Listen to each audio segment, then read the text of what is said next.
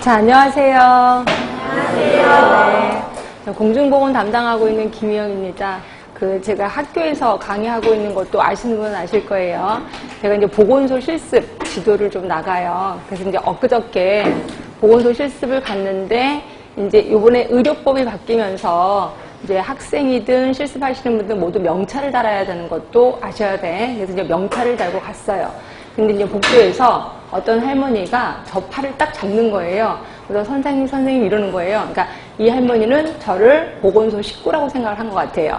그래서 뭐 하나 물어봐도 되겠는지 물어봐서, 예, 그렇다고 제가 여기 식구 아닙니다 얘기할 수는 없잖아요. 그래서 뭘 물어보시려고요? 이렇게 물어봤더니, 당신은 무릎도 아프고 허리도 아프고 다 아픈데 견딜 수 없는 게 눈물이라는 거예요. 그래서 눈물이 툭하면 많이 나오는데 슬프지도 않은데, 특히 날이 추우면 눈물이 엄청 쏟아져갖고 눈 가장자리가 약간 짓물렀다라고 얘기를 하시더라고요. 병원에 가도 별 뾰족한 수가 없다. 그래서 이걸 어떻게 하면 좋겠느냐고 얘기를 하더라고요. 이랬을 때 대부분 사람들은 몰라요. 뭐 어떤 분은 또 이렇게도 얘기하더라고요. 늙어서 그렇죠. 뭐 또는 저 하늘에서 부르시나 보죠. 뭐 이렇게 얘기를 하시더라고요. 그래서 제가 알고 있는 상식대로, 자, 여러분도 알고 계셔야 돼. 이제 눈이라는 건, 자, 눈이 이렇게 있어요. 양쪽에 있고, 여기가 코가 있습니다.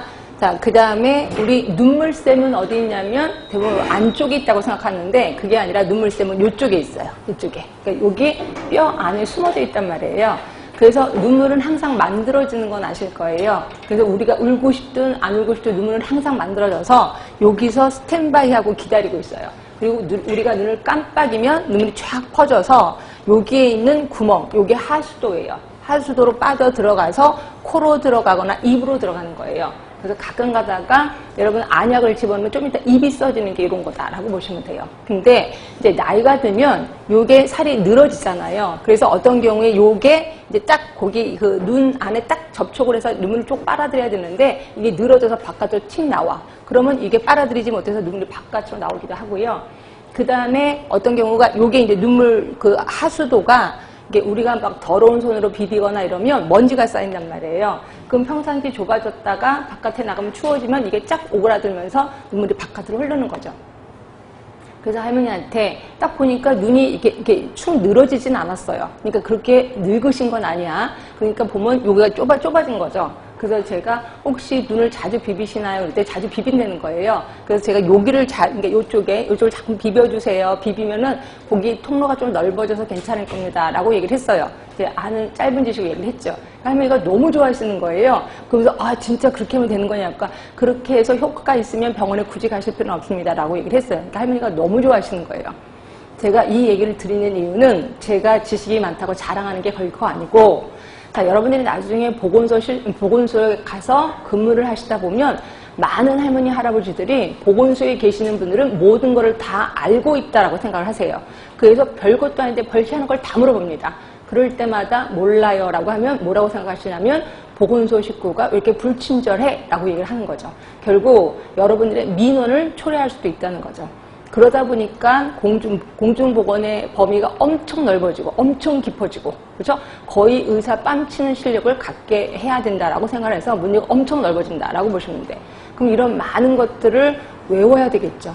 그러면 우리가 인간인데 이거 어떻게 다 외워? 예, 그래서 외우는 거 제가 뭐라 했어요? 반복이 중요하다. 자꾸 반복을 해서 아예 상식하시는 거죠. 상식하시면 어디서 꾹 찔러도 딱 답이 나올 수 있게끔. 그래서 제가 반복이 되게 중요하다라고 얘기를 하고 있습니다. 자, 그래서 저는 3번 해드릴 거예요. 물론 여러분은 그보다 더 많이 반복을 하셔야 되겠죠. 자, 제가 하루에 3강을 할 겁니다. 그러니까 1시간 하고 10분 쉬고 1시간 하고 10분 쉬는데, 1시간 거의 수업 다 할 때쯤 끝날 때 한 5분 전에, 자, 우리 책을 보시면 거기 38쪽에 그 파이널 테스트라고 있을 거예요. 일명 제가 가로놓기라고 얘기를 하고 있습니다. 그래서 조금 전에 배웠던 거를 중요한 단어를 가로놓기를 한 거예요. 그래서 여기에 가로놓기에 글을 쓰거나 이러면 절대로 안 돼. 딱 보시면서 조금 전에 배웠던 단어를 생각하게끔. 그래서 어떤 분이 요번에 그 합격 수계에 보니까 이걸 아예 복사해서 이걸 갖고 다니셨다면서요. 괜찮은 것 같아요. 그래서 본인이 필요한 거 더 집어넣으시고 갖고 다니면서 계속 보는 거죠. 그래서 이런 걸 일명 저는 동량 공부라고 하는데, 동량 공부 할 수밖에 없습니다. 그렇게 왔다 갔다 하면서 계속 외우셔야 이게 상식화가 될 거고 이게 머릿속에 좀 오래 남는다라고 보시면 돼. 그러니까 이런 식으로 한 번 반복을 할 거고요. 그리고 이제 여러분 가시면 이제 일주일 뒤에 다시 오실 겁니다. 그럼 결국 일주일 동안 시간이 있다는 거죠. 그러니까 오늘 배운 거를 7개로 나눠서 계속 복습을 하시는 거야. 근데 복습을 하실 때도 예를 들어서 7개로 나눠서 하루 할지, 이틀치 할지, 3일치 할지 할 때 하루 오늘 했죠. 그리고 내일 요거서부터가 아니라 처음부터 다시 하는 거예요. 그리고 3일째도 다시 처음부터 다시 한다 라고 하시면 돼. 이렇게 하다 보면 맨 마지막에는 처음 거를 7번 반복하는 거죠. 그러다 보면 앞에 거는 완벽하게 숙지가 된다라고 보시면 됩니다. 이런 식으로 해서 오시면 제가 쪽지 시험이 기다리고 있을 거예요. 그래서 이제 쪽지 시험 보시고, 그래서 좀 일찍 오셔야 됩니다. 일찍 오셔서 쪽지 시험 좀 보시고요. 그 다음에 요번에는 제가 보시면 좀 어려운 단어 같은 것도 받아쓰기를 좀 해드릴까 합니다. 그래서 보니까 합격수에서 보니까 어려운 단어 받아쓰기 하는 거 그게 도움이 좀 됐다고 얘기하더라고요. 그래서 쪽지 시험 끝나고 나서 제가 답을 불러드리면서 뭔가를 얘기하면 여러분이 받아쓰기로 답을 좀 써주시면 될 것 같고요. 이렇게 해서 2번 반복을 하고, 그래서 이제 모든 이론이 끝났어. 그리고 나면 물론 하시는 분도 있을 거예요. 메일링이라는 게 기다리고 있을 거예요. 자, 메일링은 아주 기본적인 문제를 제가 보내드리는 겁니다. 물론 첫 스타트는 우리 다음 카페에 가시면 거기 공지사항에 10개의 문제가 있을 거예요. 지금부터 하지 마세요. 모든 이론이 끝난 다음에 하세요. 그래서 10개의 문제를 제 개인 메일로 보내면 제가 거기서 맞았다 틀렸다 이런 것만 해서 다시 보내드립니다. 그럼 여러분들은 왜 틀렸는지 본인 스스로 공부를 하시는 거예요.